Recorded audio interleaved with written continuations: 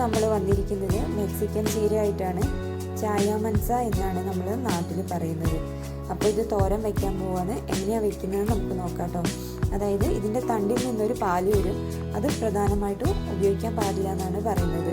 അതിൽ സയനൈഡിൻ്റെ അംശമുണ്ട് എന്നാണ് പറയുന്നത് കേട്ടോ. പിന്നെ അതുകൂടാതെ ഇത് ചീരകളുടെ രാജാവ് എന്നാണ് അറിയപ്പെടുന്നത്. അതായത് ഒരുപാട് പ്രോട്ടീൻസും മിനറൽസും ഒക്കെ ഈ ഇലയിൽ അടങ്ങിയിട്ടുണ്ടെന്നാണ് പറയുന്നത്. അപ്പോൾ ഇത് ശരിക്കും ഞാനും യൂട്യൂബ് നോക്കിയിട്ട് തന്നെയാണ് വെക്കുന്നത്. ചിലർ പറയുന്നത് ഇതിൻ്റെ വെള്ളം, അതായത് ഇത് അരിഞ്ഞു കഴിഞ്ഞ് തിളപ്പിച്ചിട്ട് ഇതിൻ്റെ വെള്ളം കളഞ്ഞിട്ട് വേണം വയ്ക്കാനാണ്.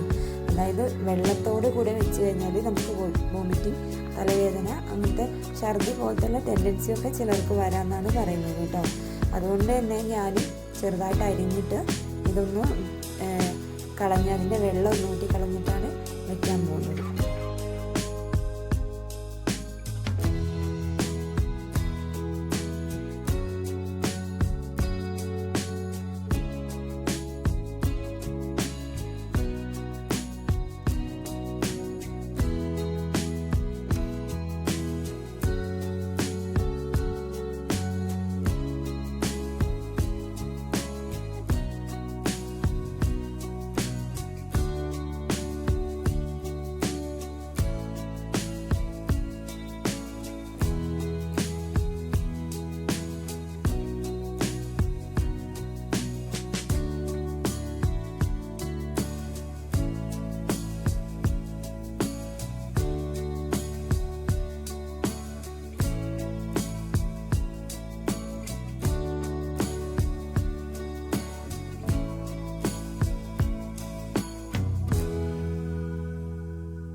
ചീരയൊക്കെ വളരെ ചെറുതായിട്ട് അരിഞ്ഞെടുത്തിട്ടുണ്ട് കേട്ടോ.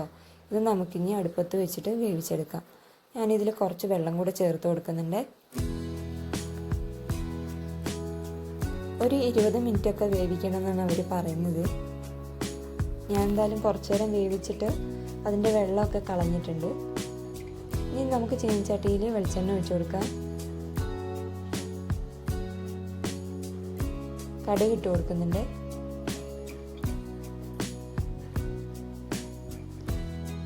അരിഞ്ഞ ഉള്ളിയും പച്ചമുളകും ചേർത്ത് കൊടുക്കാം.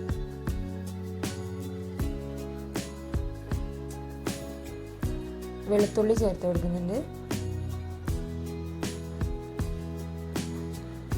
ആവശ്യത്തിന് ഉപ്പ് കൂടെ ചേർത്ത് കൊടുക്കാം കേട്ടോ.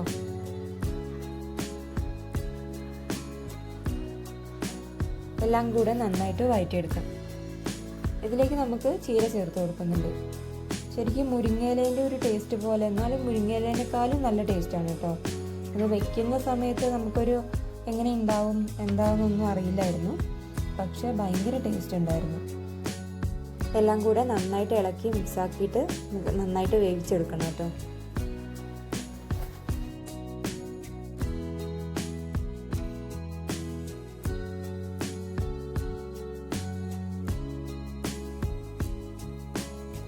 ഇനി ഇതിലേക്ക് കുറച്ച് തേങ്ങ ചേർത്ത് കൊടുക്കാം.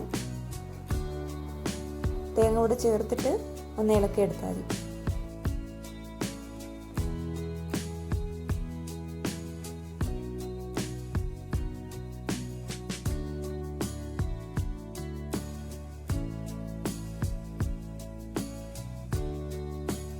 അപ്പോൾ ഇവിടെ ചായ മൻസ ചീരത്തോരന് ഇവിടെ റെഡി ആയിട്ടുണ്ട് കേട്ടോ.